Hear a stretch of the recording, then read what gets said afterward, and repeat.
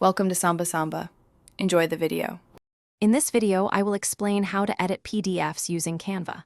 First, open Canva and locate the Create a Design button. You can then select Import File or simply drag and drop your PDF directly onto the Canva homepage. Canva will automatically upload and convert your PDF into an editable design, usually within a few seconds, making it ready for your modifications. This process is straightforward and quick, allowing you to begin editing almost instantly. Once your PDF is in Canva, editing is intuitive. Click on any text box to easily modify its content, change the font style, adjust the size, or pick a new color.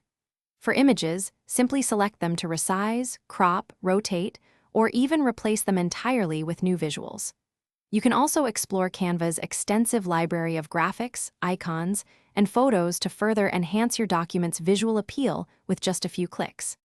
To further enhance your document, you can easily add new pages, duplicate existing ones, or delete any unnecessary pages. Navigate to the Elements tab to insert shapes, lines, charts, and other design elements that help convey information visually. Canva offers thousands of options, allowing you to customize your PDF with precision and creativity, ensuring your message is clear and engaging to your audience.